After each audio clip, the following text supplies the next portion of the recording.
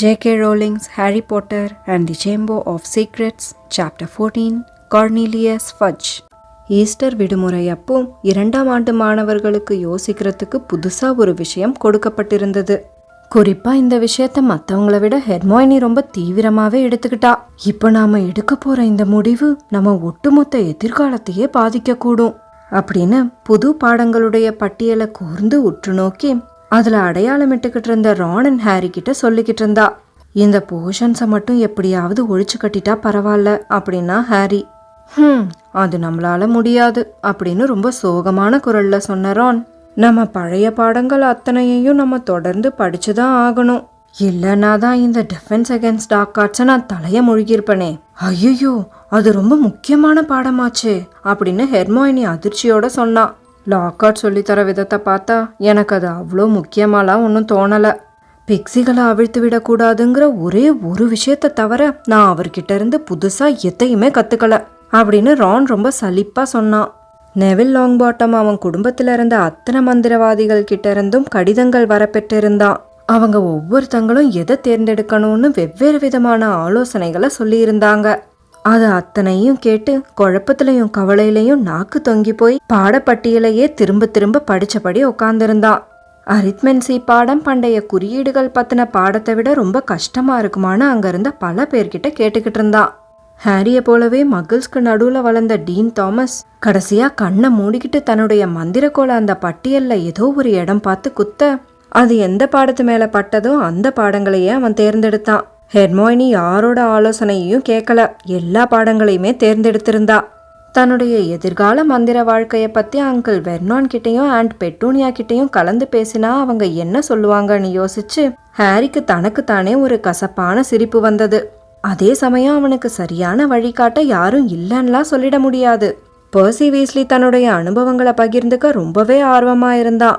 நீ எங்க போக விரும்புறங்கிறத பொறுத்ததுதான் ஹாரி அப்படின்னு சொன்ன பர்சி, எதிர்காலத்தை பத்தி கொஞ்சம் முன்கூட்டியே யோசிச்சுக்கிறது தான் நல்லது.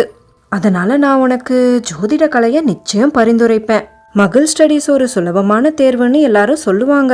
ஆனா ஒரு மந்திரவாதி இல்லாத சமூகத்தை பத்தி ஒரு முழுமையான புரிதலை பெற்றிருக்கணும்னு நான் தனிப்பட்ட முறையில நினைக்கிறேன். குறிப்பா அவங்க கூட நெருங்கின தொடர்புல வேலை செய்ய விரும்புறவங்களுக்கு அது ரொம்பவே அவசியம். என் அப்பாவை எடுத்துக்கோ, எப்பயும் அவரு மகிழ் விவகாரங்களை தான் கையாள வேண்டி இருக்கு.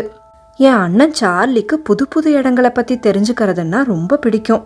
அதனால அவன் கேர் ஆஃப் மேஜிக்கல் கிரீச்சர்ஸ் பாடத்தை தேர்ந்தெடுத்தான். உன்னோட பலம் எதுன்னு நினைக்கிறியோ அதுக்கேத்த மாதிரி யோசிச்சு முடிவு பண்ணு ஹாரி. ஆனா உண்மையிலேயே தான் சிறந்து விளங்குற ஒரே விஷயம் குவிட்டிச் மட்டும்தான்னு ஹாரிக்கு தோணுச்சு. கடைசியில ரான் தேர்ந்தெடுத்த அதே பாடங்களை தான் அவனும் தேர்ந்தெடுத்தான். ஒருவேளை அந்த பாடங்கள்லாம் அவன் அறகுறையாவே இருந்தாலும் அவனுக்கு உதவ ஒரே ஒரு நண்பனாவது இருப்பான் இல்லையா?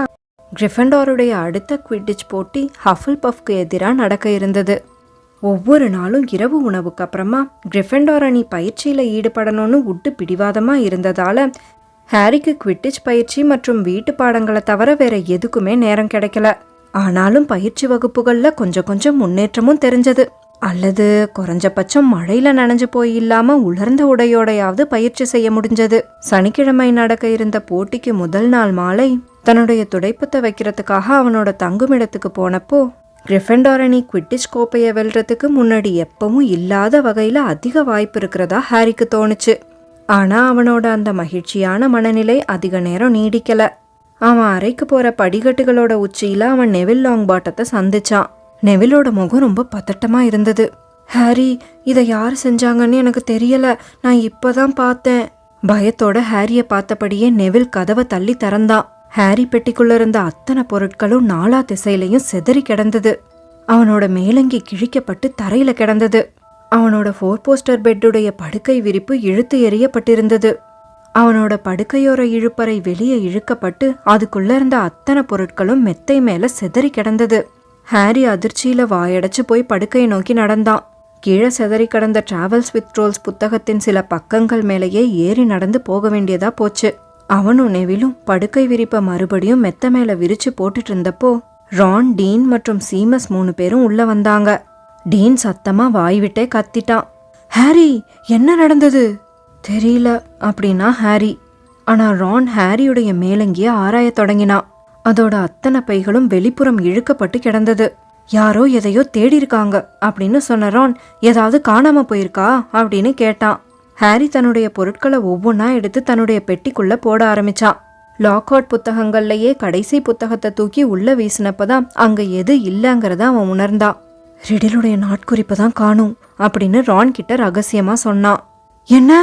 ஹாரி அந்த அரைக்கதவை நோக்கி தலையசைக்க ரானும் அவனை பின்தொடர்ந்து வெளியே போனான். 2 பேரும் அவசர அவசரமா கிரிஃபிண்டோர் காமன் ரூமை நோக்கி போனாங்க.